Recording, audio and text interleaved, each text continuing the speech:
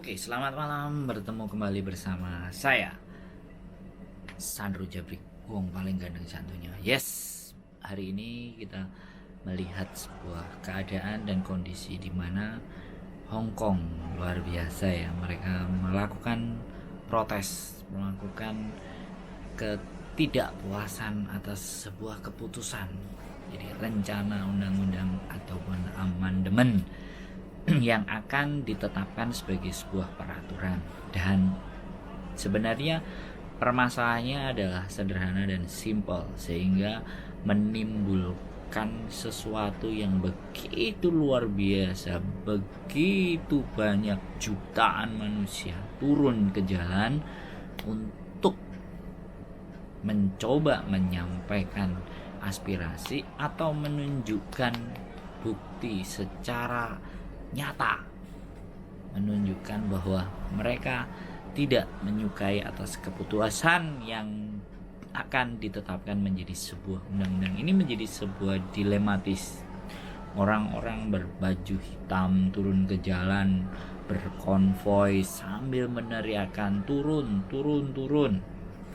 Jadi yang saya perhatikan ini bukan konten politik. Sekali lagi saya juga menyampaikan kepada teman-teman, coba kita lebih meresapi bahwa apa yang saya sampaikan di sini adalah murni opini, pendapat saya terhadap sebuah peristiwa atau kejadian di mana people power yang sesungguhnya di sini. Kalau kemarin terjadi di negara kita dan di sini, ini terjadi di sini, dan ini benar-benar people power di mana penduduk di Hong Kong ini tidak lebih dari sekitar 7 juta. Kalau saya tidak salah mengucapkan, kalau salah mohon dievaluasi. Jadi ketika yang turun jalan hampir 2 juta ataupun 3 juta, berarti sudah mendekati angka 50%. Dan coba teman-teman perhatikan turun-turun ke jalan, mereka demi apa sih? Demi untuk menggagalkan undang-undang yang akan disahkan. Padahal sebenarnya pertanyaan sepele. Dan sekali lagi untuk masalah politik dunia sekali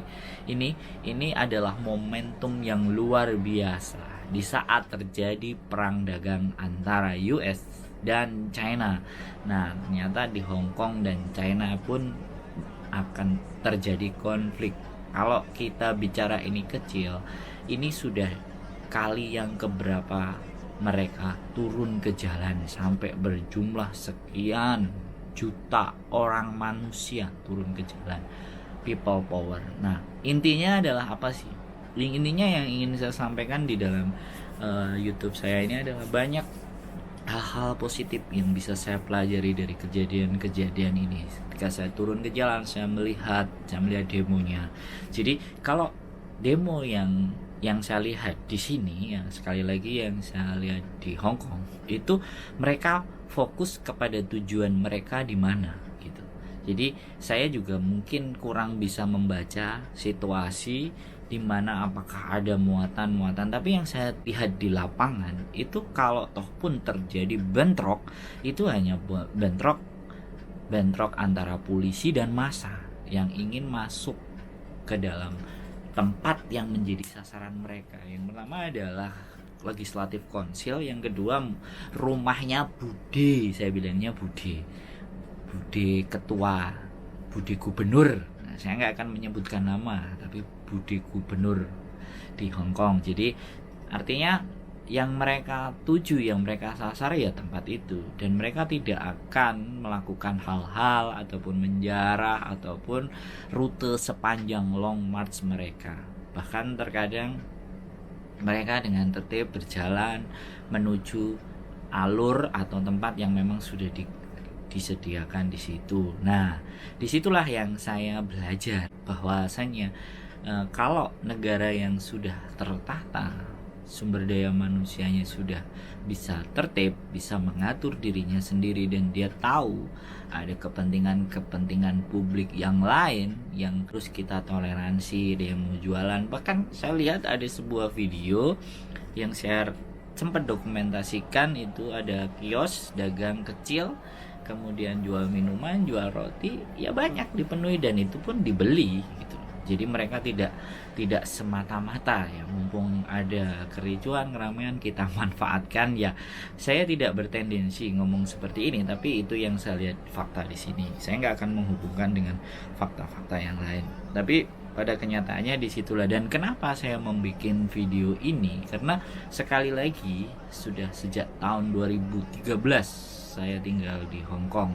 Saya berjuang di sini untuk bertahan hidup, mencari rezeki, dan menjual keringat saya. Di seputaran saat sekarang saya bicara bahwa Hong Kong sedang berjuang sekarang untuk mencoba untuk tetap di kehidupan atau di jalur yang lebih baik.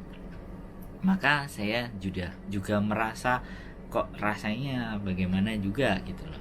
Oke, walaupun kita bukan penduduk sini, tapi kita cari makan di sini, kita dapat rezeki di sini. Dan satu hal yang saya rasakan, keringat saya itu di sini dihargai lebih dibandingkan di mana tempat tanah air saya. Ya, saya tidak akan membandingkan, tapi pada fakta dan kenyataannya, keringat saya laku dijual di sini. Pemikiran saya walaupun belum sepenuhnya bisa saya terapkan di sini untuk sebagai bentuk bertahan hidup, tapi paling tidak saya mempunyai nilai di sini. Saya merasakan ada bentuk harga karena di sini fair. Kalau di sini yang bekerja tenaga, maka harganya juga istimewa, apalagi kalau sampai kerja keras. Dan di sini memang rata-rata seperti itu. Udah, coba kita perhatikan berbagai macam bentuk manusia turun ke jalan. That is the real people power. So Hong Kong sedang berjuang, Hong Kong sedang berusaha, dan cara pandang dan cara berpikir saya menganggap bahwa ini sekali lagi tidak hanya perjuangan untuk menggagalkan atau menolak undang-undang, tapi ini lebih ke arah ingin pendapat dan aspirasi mereka ingin menurunkan seorang pemimpin. Dan nanti yang lebih besar lagi adalah karena di dalam perjanjian di masa lalu dengan Inggris 1997 dikembalikan ke Cina adalah wilayah yang mempunyai dua sistem. Jadi dia di bawah negara Cina, tetapi dia mempunyai undang-undang sendiri, mempunyai mata uang sendiri, yang justru akan lebih diperjuangkan oleh penduduk Hong Kong sendiri adalah mereka menginginkan untuk merdeka. Nah, kalau seandainya pemerintah dari Republik Rakyat Tiongkok ternyata tidak menyetujui dan melakukan sebuah tindakan atau mengirim tentaranya, itu akan terjadi hal yang luar biasa. Tapi semoga apa yang saya pikirkan itu keliru, apa yang saya pikirkan salah, dan semoga Hong Kong kembali ke asal, menjadi tempat yang nyaman untuk orang-orang yang mau berbisnis, tempat-tempat untuk berjuang, dan mbak-mbak semuanya tetap bisa mendapatkan rezeki dari atas apa yang dilakukan. Oke, nggak banyak ulasan tentang demo dan cara berpikir serta pandangan saya terhadap apa yang sedang terjadi di Hong Kong. Mudah-mudahan membuat kita menjadi lebih bisa belajar, membuat kita jadi lebih memahami dan lebih mengerti bahwa sebuah perjuangan itu butuh banyak hal yang harus dikorbankan. Dan semoga teman-teman yang ada di sini semuanya juga tetap aman, tetap lancar bekerjanya, tidak ada masalah. Demikian sedikit ulasan dari saya. Mudah-mudahan video tentang turunnya demo bisa menjadi pelajaran buat diri saya pribadi dan buat teman-teman semuanya. Terima kasih dari saya, Wong Ganteng Satunya.